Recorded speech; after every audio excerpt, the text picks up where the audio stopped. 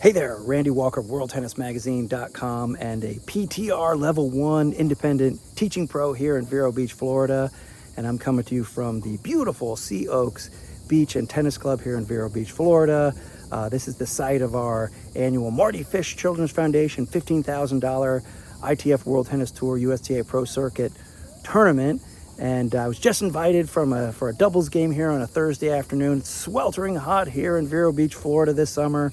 And want to give some tips on how to stay cool in the summertime.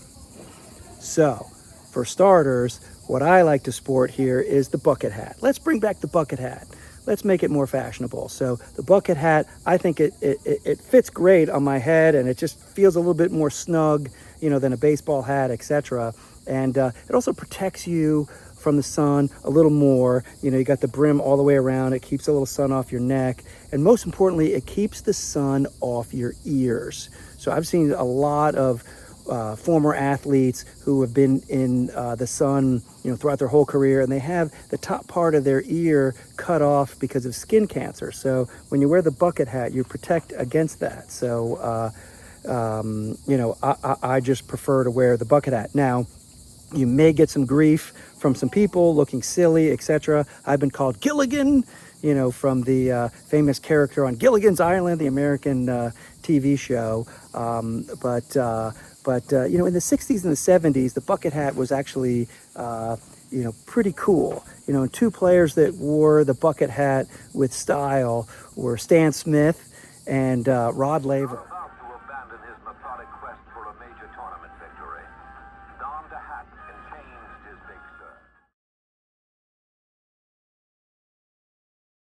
And Rod Laver in particular wore the bucket hat, or famously wore the bucket hat, at the 1969 Australian Open, which was the first leg of his famous Grand Slam season, his second Grand Slam season. And the 1969 Australian Open was played in Brisbane, Australia, actually.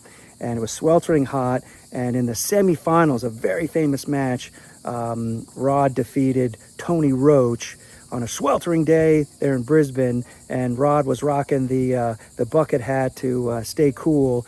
And what he wrote about in his book that I republished called The Education of a Tennis Player with Bud Collins, this was about his from start to finish, his 1969 Australian Open. His 1969 Grand Slam season. But what Rod wrote was that he put a wet lettuce leaf, a wet cabbage leaf on top of his head underneath the bucket hat, and that helped keep him cool in these sweltering conditions in Brisbane. So you can read about that in The Education of a Tennis Player. And this book, that match, is also featured in the Steve Flink book, The Greatest Tennis Matches of All Time, which I also republished.